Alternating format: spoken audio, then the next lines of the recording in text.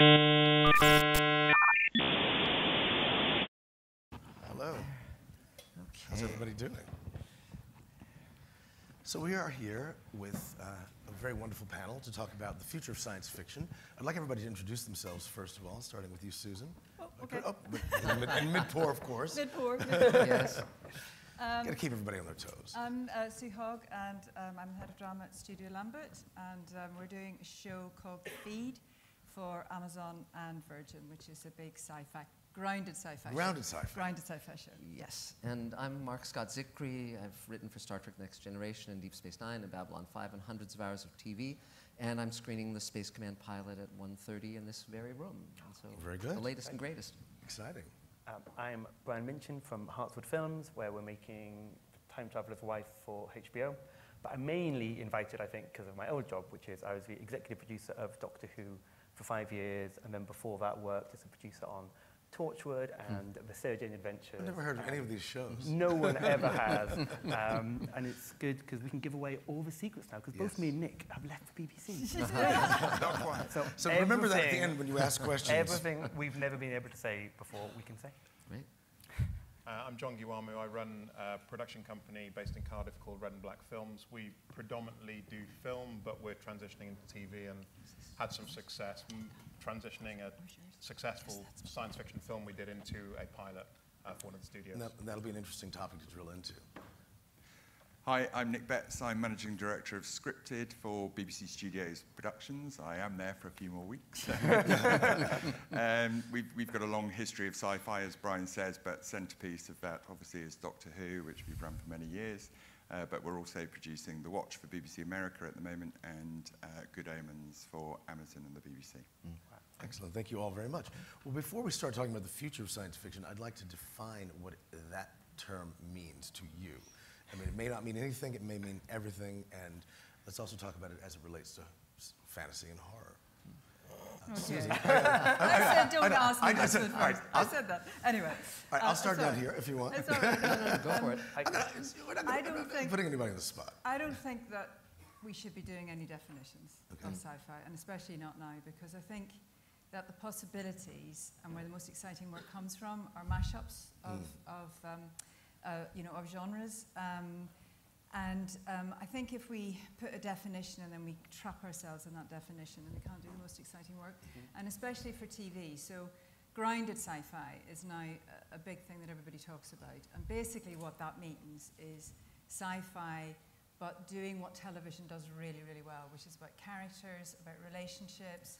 It's about being empathetic to those storylines in a way that it's not about the massive VFX, and it's not about all of that movies do so well. And then mashups with horror, mashups with fantasy, with all of that. And I think that because you need to surprise the audience, and that's what all the buyers want, because we've got to cut through. So if you just do it with the definitions as they've been, it's not that interesting to me. And I think you're doing really well if you get an audience to a show that doesn't think they like that genre. I know loads of people who love Game of Thrones who would say they hate fantasy. They're not into all that, but they love Game of Thrones. Yes. The same with kind of Stranger Things, the same with, I think, Doctor Who. And I think we all want loads of people to come to our shows. You don't want to define yourself as only come to it if you like the genre. Yeah. You want to use the genre to tell amazing stories and captivate people and bring in more and more people. Yeah. And I'm a bit shamelessly tarty, I'm sorry. No, but good science fiction has always been about the characters. I mean, Kirk, Spock, McCoy are great characters, and people queued into those people and wanted to see each week what they were up to, and that's continued for 60 years now. And so bad science fiction is just about the effects, and it doesn't last, and it doesn't have longevity. Whereas in television, particularly, as you said, Susan, is about the characters and queuing into those people, whether they're the characters in Stranger Things or Game of Thrones. These are basically about what are these people going to do? How are they going to end up? What's going to happen to them? What are their relationships going to be? It's the ongoing story of the human experience. Anyone else care to comment, or shall we? My feeling is I don't think definitions ever really help with drama because they do sort of constrain the creative side. But I agree with Sue. Really, I think sci-fi is a way of telling stories about the human condition, whether you're basing that in the near future, in the far future, whether it's on a spaceship or it's on Earth or it's, in a human or in an alien. There's lots of different ways of doing it, but ultimately it's a mechanism for telling human stories, which is what most drama is about. Also a way of making human stories more exciting. Yeah. When the spaceship lands, it kind of livens up most dramas. Yeah. Yes, It's fun. something It's fun. about that. Yes, but Ray Bradbury was one of my mentors and a dear friend, and he described what he did. He said, I'm in the metaphor business. Yeah. And basically, the thing that's great about science fiction is you can comment on the present day, but by removing it from the present day, Yeah. it doesn't polarize and end the conversation, it starts the conversation. And Yes. that's, again, and also it has longevity of dramatic commentary that drama of the moment often doesn't. So for instance, you can watch The Twilight Zone, and Rod Serling was writing back in 1959, 1960, and yet because he was writing about universal experiences of fear and being distanced from other people and so forth, that those stories are as relevant now as they ever were. But I also think now as well that it's because of the global market, Yes. because that's what it's all about now, being able to sell your show all around the world to everybody who will want it. So if you're working with those metaphors Yes. are about the human condition, Yes. and that's for everybody all Yes. around the world, no matter how the cultural differences. Yes. It's, Exactly. so I think that's why everybody is excited to have it now on Yes. their It's true. platforms. So we're not caught in the wires of what of the genre is, but we're still addressing ourselves to basic principles of great storytelling. Yeah. Yes. So that's good. That's liberating. But I think, I'd like to also kind of trace the footsteps of this genre in television, because it is a fascinating journey. And it has sort of had a very interesting parallel commentary on culture. It's also grown and shifted and developed into something that's quite extraordinary today. But as you mentioned earlier, let's go back to the early days of like The Twilight Zone, Star Trek. These things or Doctor Who, those two shows which have this extraordinarily tenacious fan bases that go back almost 60 years now. Yes. Kind of Yes. an The original incredible fans thing. are on walkers now. Right. Literally. So, but the thing is that again, Star Trek, Doctor Who, these are embraced by people, and you can do. I mean, having the Doctor regenerate was a brilliant idea, because you can keep recasting that lead, and every new Doctor Who brought a new iteration of the show and a new taste of it.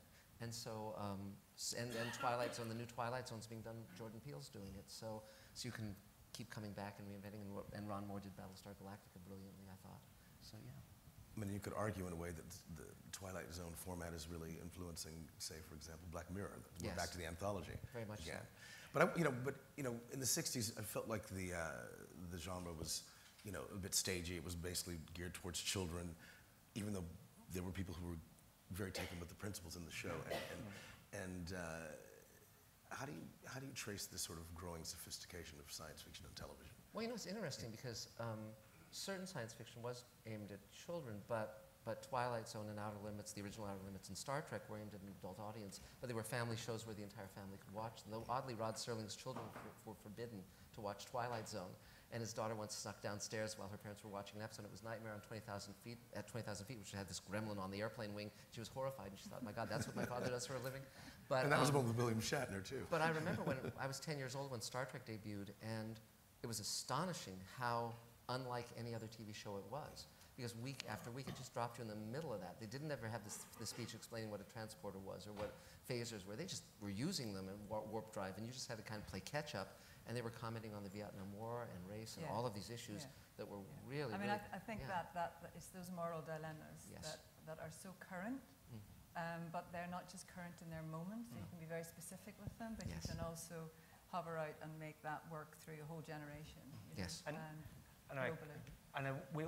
we were quite dismissive of the genre existing, but I should probably go back and say what it creatively does for you is it gives you a fantastic story engine to bring in lots of interesting ideas, lots of interesting things, great way to bring different jeopardy, different characters.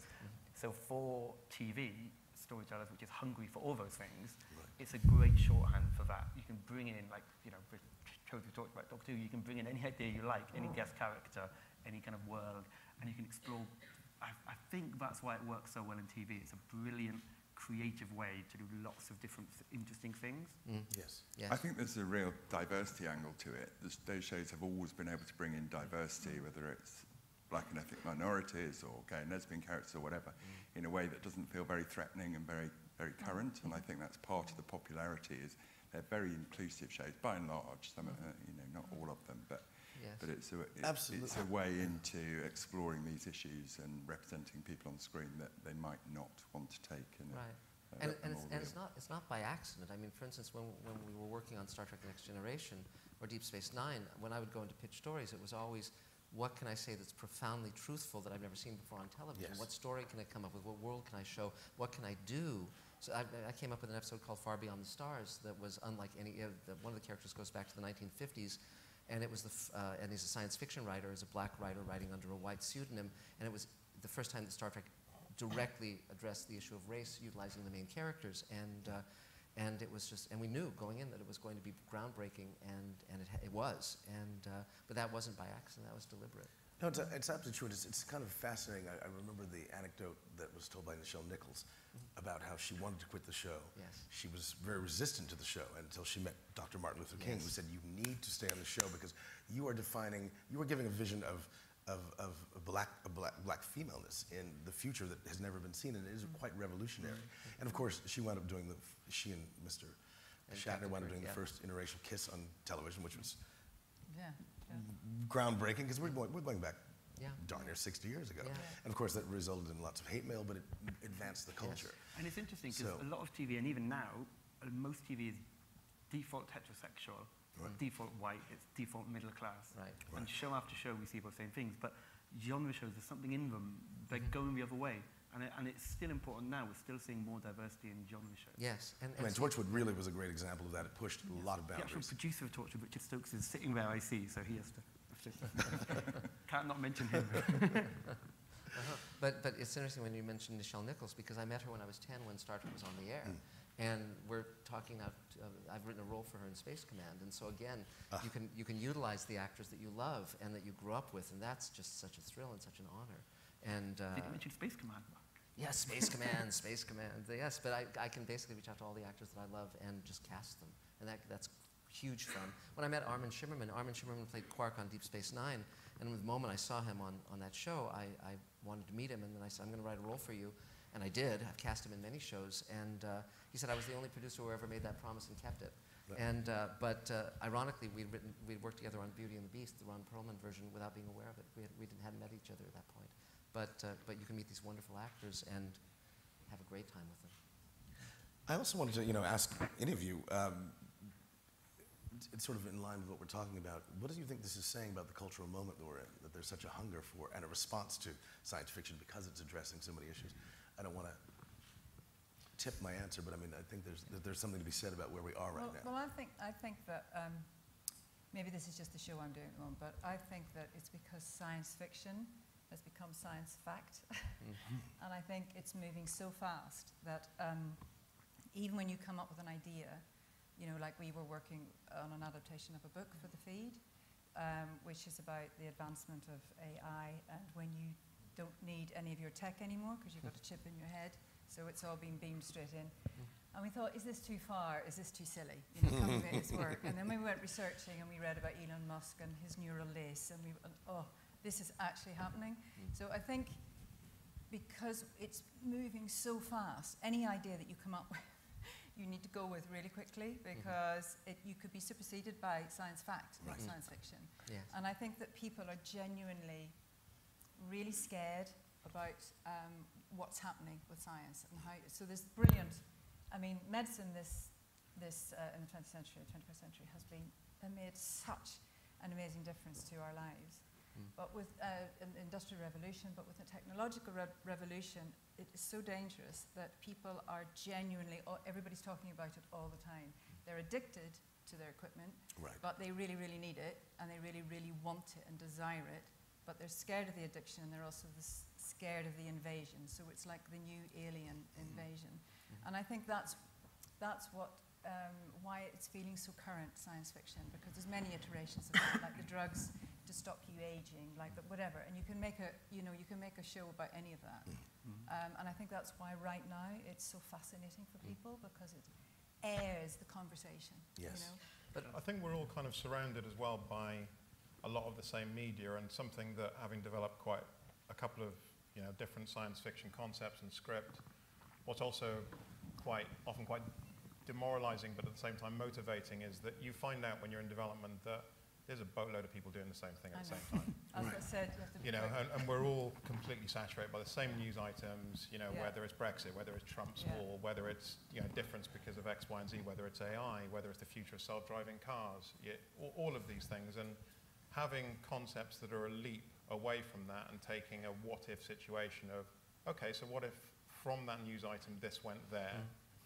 There's a boatload of people doing the same thing. And it's, when we did The Machine, we knew that Ex Machina was in development. Yeah. That was a strong motivating factor for me getting that film made. Yeah. Fast. Fast, exactly. And you could move faster.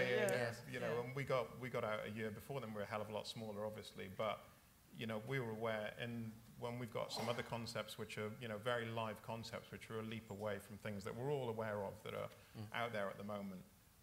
But it's interesting that people in science fiction do tend to think in a similar way, which is what if. And there's a lot of smart minds out there. Yeah. Yeah, there are. I mean, another reason I think it's working really well commercially is part of the joys of being a sci-fi fan is being part of a tribe, of talking, debating it. And with social media now, it's now easier to do that than ever. Yeah. And then that brings its commercial benefit of if you can visit existing people, what do they call them? Digital natives, the early adopters. A lot of sci-fi fans are very early adopters of technology. Yes. So you can target a hardcore group. You can launch a show online using social media as a genre show, I think, possibly in a more targeted way than you can with other types of drama. Yeah. So I think that's why it's appealing to lots of buyers as well. But also I think there's an enormous power in science fiction to inspire people and change their lives in a very positive way. And for instance, with Space Command, I wanted to do recently, a lot of the science fiction shows were very nihilistic and very dystopic and very despairing, I thought. And I wanted to create a show that was like Star Trek had been for me when I was a kid, that said, we have to reach across boundaries and barriers to create a better future. We must not give in to despair. We must not give in to hatred or divisiveness. And I felt very strongly about that. And my audience gave me over $1 million to shoot this pilot.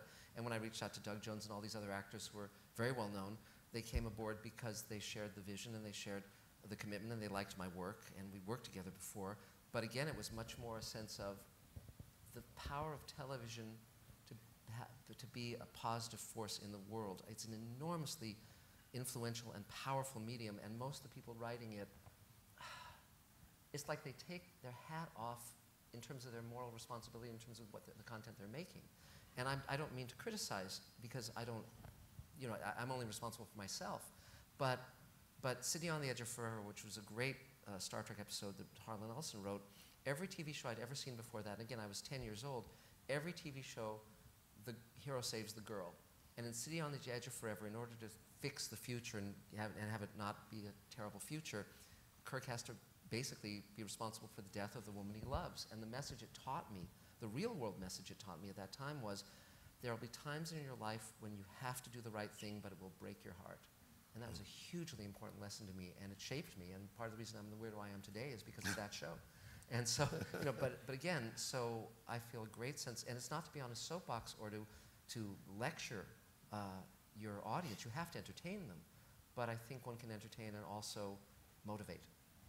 Yeah, but you can, but you can also put a big jag, and go, this is not right. What are we doing about it? Yeah, no, and you don't want to do that. You don't want to proselytize. You don't, but you do. But you can use it to ask big questions about where are we going and why are we not doing anything about it, and how can we, which is it's the same thing, but it's the flip side, it's the dark side of human nature. Yes. And often science fiction really deals with the dark side really, really well. Yeah, it does. And in a really exciting way, which makes us really think. Yeah. In a way that's very hard to do, even in a cop show, or do you know what I mean? Because it just gets too real and too brutal, whereas you can go for it in a sci-fi and get away with it. Well, it's true. You rarely see a sci-fi utopia. It's always a dystopia. Yeah. Because that's the area where we want to kind of drill into the faults and the dark sides. Or if we see a utopia, it's soon destroyed, by some dark force that then we have to examine. Yeah. See, I think that's because human beings are driven to keep searching and keep going forward, and that's why we're the most successful creatures on the planet. But the flip side of that is that we're also driven to destruction. Yes. And we know that, and we're really scared of that. And every single society which has been extraordinary, which we've created, we've also destroyed. And where we're sitting right now, we're looking at that again, and we're questioning that on every level. And I think that's, again, why it's so exciting now, right now, to have those stories being told, because it creates the conversation. You know, it's the water cooler, creates the conversation. Without a doubt. And I think that's why buyers are so excited to have them. Because for the first time ever, we're talking to a global audience about these things. And we have to talk to a global audience. You can solve things in fiction.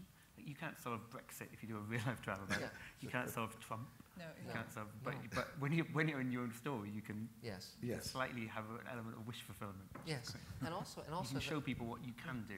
Yes, but also you can. I had a very real-world experience of how science fiction invites people in, because I raised $1 million to make the Space Command pilot, over $1 million, and one of our investors, I had lunch with him at Comic-Con, and he was a Trump supporter, and I'm liberal, and he knew that, but the whole issue of we have to build a better future for our kids. We cannot just take our hands off the wheel.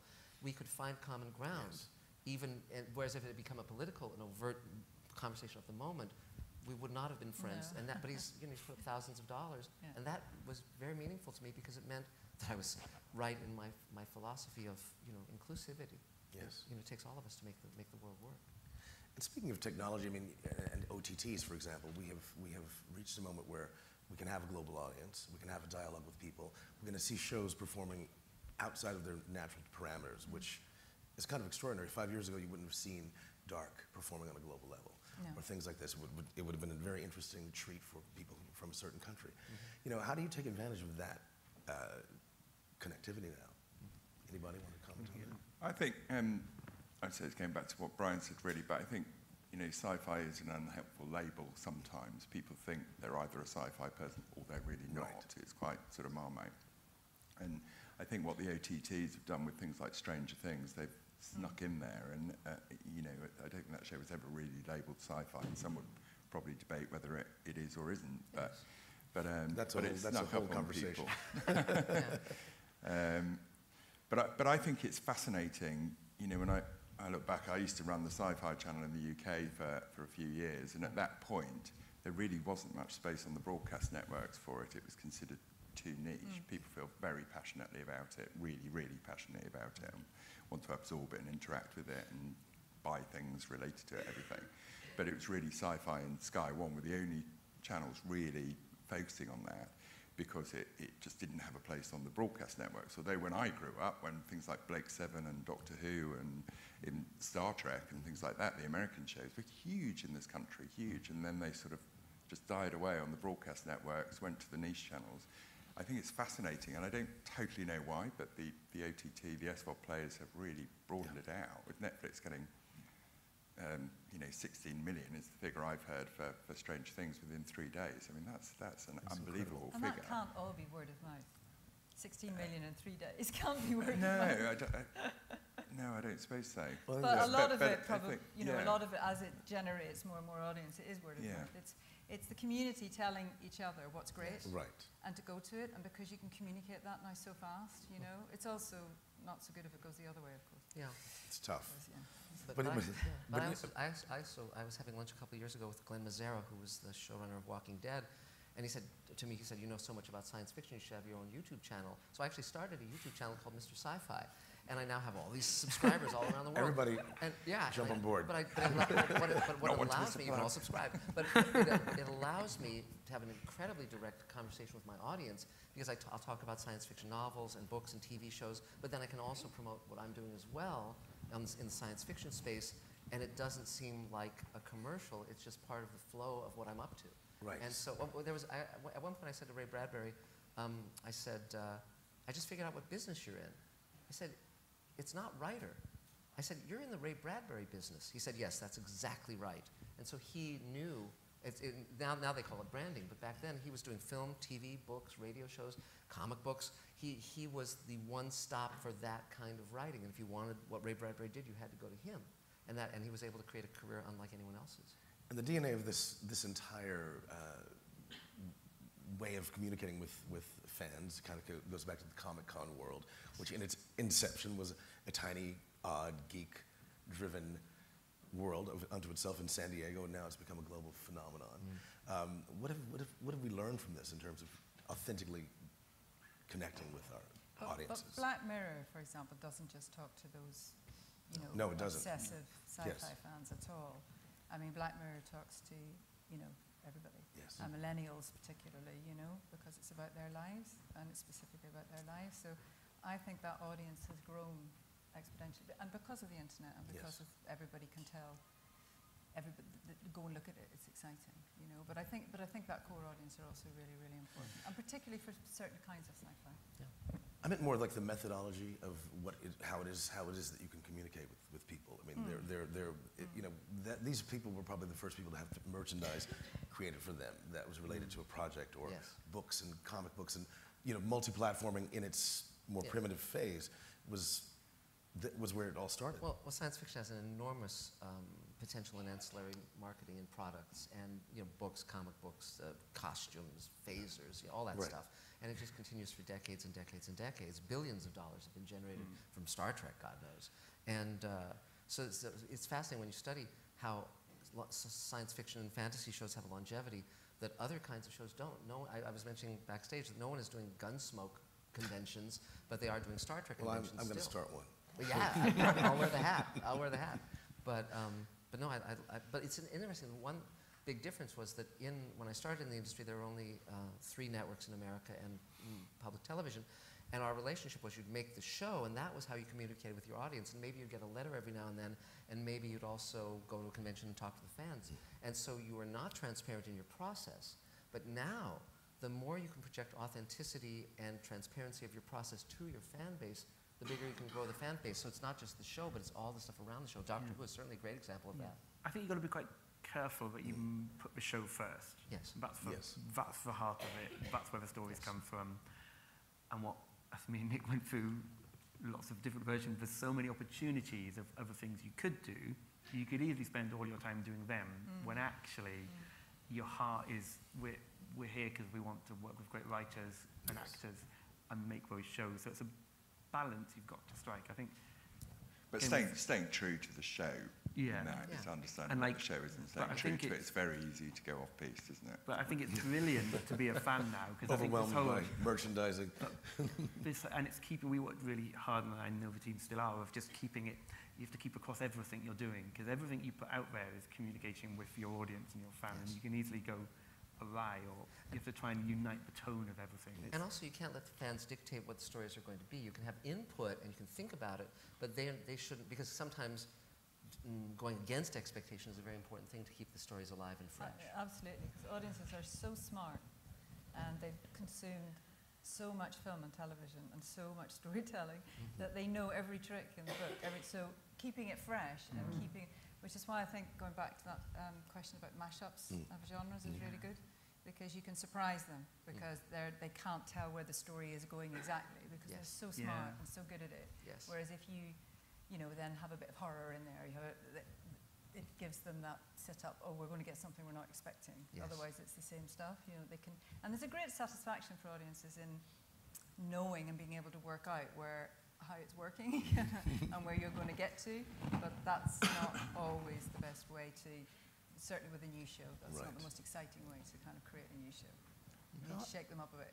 Absolutely. And how do you guys see comedy in science fiction? Well, we're doing Good Omens at the moment, which is a comedy. So it's not out there yet. We'll see. People laugh. But Red Dwarf and things like that, I think there is a history of comedy in science fiction. Hitchhiker's Guide to the Galaxy. Hitchhiker's Guide, yeah. It's great. Yeah, sure. And John, you were talking a little bit earlier about switching gears from an independent film into a series. What was that experience like? There was quite a lot to it. We're all ears. Yes, please. We did this film called The Machine. It did really well for us. It won a bunch of awards. It played all over the world. We beat Thor 2 and Gravity on iTunes on the kind of week following release. It was surreal for a film that was like under £1 million. We were #1 downloaded movie in the world on torrents and Pirate Bay for 2 weeks, which is a weird thing to boast about. And I I think they must have got my address wrong because I never have got a royalty check off them. So anyway, we kind of knew we had an audience for it and that tens of millions of people had seen it, although we certainly hadn't got tens of millions of revenue for ourselves from it. But then Universal saw that opportunity, and we went for a pitch with Sci-Fi, 2-page pitch. Craddock, my business partner, writer and director, put that together, and we walked out the meeting with an opportunity to expand that, made that into a treatment, which then got commissioned for a pilot, which then took about 2 years to develop into a script that finally got greenlit to make a pilot. And the movie was like £1 million. The pilot was somewhere shy of $10. So it was a significant jump upwards. It was lovely being able to, as you can imagine, on that amount of money in the film, I was stretching all areas as much as I could to fulfill the vision of my director and what I could, help him realize that was in his head. So to see that then be able to be realized on a much bigger scale was magical, He wants a gold Rolls Royce, we make a Rolls Royce gold. Yeah. Literally, we did that. I want to work on one of your productions. So that was amazing, and the process. But the mentality of film and television, we found out, is very different. In that 2-year development process, although the script did get better, revision after revision, it was tough on a writer.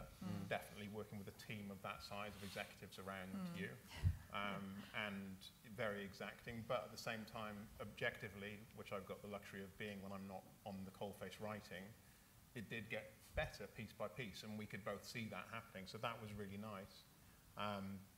But it's a very different mentality working with a showrunner, and yeah, it was a different, and the control you get, of course, is very different, because suddenly you go from me raising all the money myself and running the show and being able to do exactly what I want to do whenever I want to do it, to essentially being an employee. That's different. That's a big difference. Yeah, that's different. But at the same time, all of that said, we're super interested in it, and now we've got kind of 6 shows that are in development with different people and internally in the company, and it's something that we definitely want to look into further. But it's a learning process. The first feature film that came into my head, I didn't convert and make happen. This went to pilot, didn't go to series, and we'll keep on chipping away at that until we get something cracked. But it was good fun. Are all your shows science fiction? 4 out of 6. Yeah, 4 out of 6. It's a genre I'm really passionate about. We've done a couple of science fiction films now. I don't know if it works the same in TV, and probably people in this room can know better than me. But in box office, in 2017, 2.6% of releases were science fiction, of box office releases, but they took 9.9% of the box office take. That's really interesting. Now, of course, it's true that science fiction, certainly in the box office, is probably more expensive because, as you say, because of homogenizing genres, you get to include things like Star Wars, which is kind of fantasy, but it's got lightsabers. That's kind of science fiction. We're back to square one with all that. It's got robots. Yeah, exactly. Watch yourself. Robots and spaceships. But it's quite an aggressive genre in terms of it can get out to a wide audience, and people really, really love it. So yeah, I'm passionate about it, but it just so happens a lot of people like it. So. And what are some of the risks of the genre in terms of pursuing that? Anybody want to jump in on that front? I mean, it's an expensive genre to make. Right. I mean, I think people are going for it now, and kind of, I think it's no secret that Good Omens was an expensive show to make. But it kind of, when you're doing a big show, you kind of need to hit a sizable audience. Right. And I don't think there's any way to soft launch a sci-fi show. You've got to go out big and be noisy. So I think it's, and I think there's quite a lot of shows on Netflix. You pop up and then you don't see it again. So it's hard. One of the risks is the cost. It's also the saturation of how many out there. How are you going to really stand out? But it's interesting, isn't it? Because the buyers want more and more of it. So, I mean, in creating them, I think the 2 most difficult things is the mythology and the world building. And the mythology, because if you don't have a grounded enough mythology, you cannot Yes. make it spin, and you can't keep making it spin, because every time you try, Yeah. it just disappears down a vortex of your own making, Yeah. and you get completely lost. Yeah. And then the world building, you know, even though, like in the feed, we're only 20 years ahead, so a lot of our world is still as our world. I mean, I think, again, that Black Mirror was a real groundbreaker in that, because it made it feel like science fiction and futuristic, but it was so tangible, because it was the way we all lived. It was really, really exciting what they did with that. But those are the two massive posts that you've got to have in place. Yeah. Yes. And that's the hardest bit. And you think you've got it, and then you go off and do the script, and then you realise, oh, Yes. we have to start again, it doesn't work. I agree with that. You've really got to understand the world and have thought it through in your head, because you'll very quickly come up against dead Yeah. ends and stuff like that. But the point I'd say to all of this is, I don't think sci-fi has to be, I'd say this with any drama, to be honest, money does not equal quality No, I always at agree. the end I of the agree. day. No, I agree. It's not cheap, because you are creating a lot of special effects, you are creating new worlds and stuff like that. Yes. But, you know, things like Doctor Who, as Brian will attest, I mean, it's not a cheap show, but we're not spending I've heard you say it doesn't have to be expensive for years. So, you know, you can create really good Yes. science fiction, I think, on Yes. And reasonable we budgets. can't, you know, we can't compete with the movies. So, No. and the you know, special effects in the movies are so amazing now, and we just cannot Yes. compete Well, with but, it. but Game of Thrones is getting very. You I mean, know. they're. Well, that was the thing. level of That's feature. extraordinary. This is a. This I know, is, but then that's, you know, they did that on series 3. Yes, I series know, 4, they built up. when they built up Yes. to it, and there Yes. was such a success, they could Yes. put that money into it. Yes. But because you can't compete, and all the characters were there, and Yes. the stories were there, Yeah. so it didn't swamp it, it Well, enhanced it. Well, I'll tell The you drama Made was it already really working exciting. before they added Yes. the scale in. It wasn't scale first, then Right. drama. Yeah. But you have to, Yeah. if you're, but you're. but the advancement of visual effects is a factor in this also, on this But moment I think that we're that's, talking about that's right my now. point, really. Yes. The story has to be right. You have Yes. to have the right story, and then you can do it at £2 million an hour or at £10 million an hour, and Yeah. you know, Yes. you will see that on screen. But if the story's not there, you haven't got a Yeah, good show, no really. matter how much you spend on it. I was probably suspiciously quiet when you were talking about not going into genres, because I strongly believe that actually genre is quite a helpful label to allow people to know who are fans of that Sure. thing, that this Yeah. thing exists. Yes. Yeah. Now, it is true that everything is essentially drama, and I believe that strongly, and this is where it leads back to what you're saying, which is those characters that are at the centre of it are everything. That human journey is absolutely everything, Yes. and that I completely agree with. But I don't mind the label of sci-fi at all, because I hold it in quite high regard. Yes. You know, It's just trying to, it's not the level of sci-fi, it's great, it's just trying to specify what that is, you know, and then you can get narrow whether that's really all. Yeah.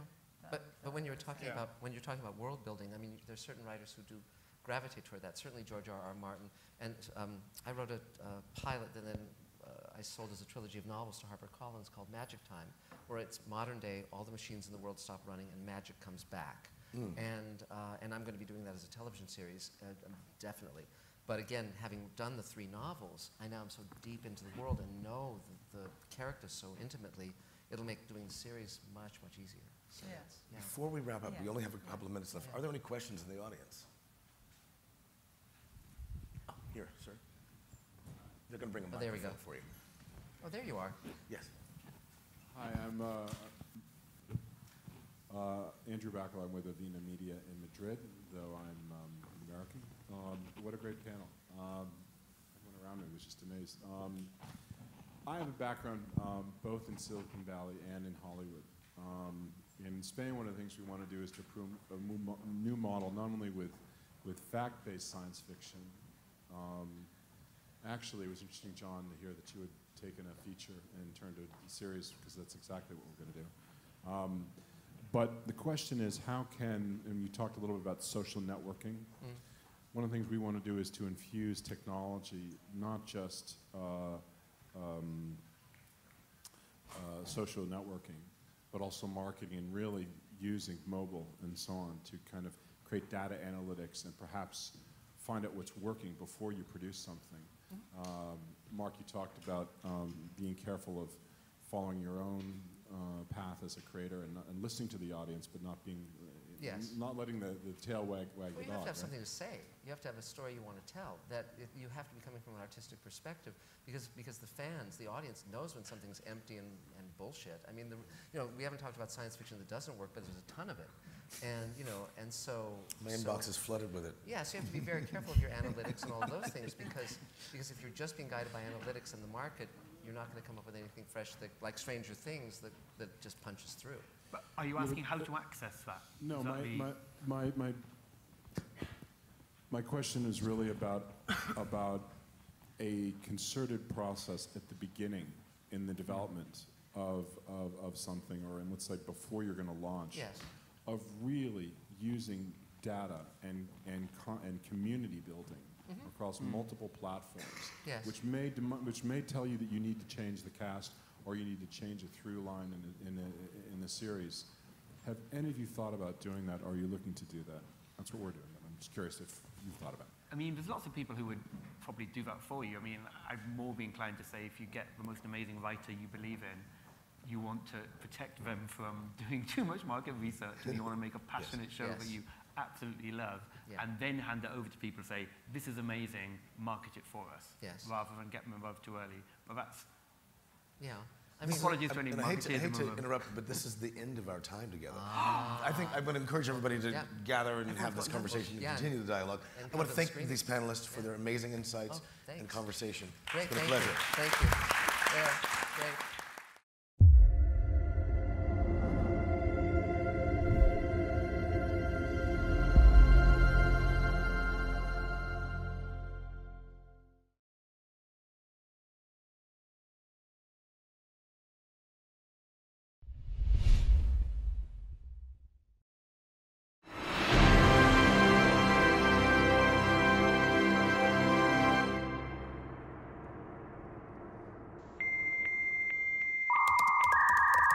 Thank you.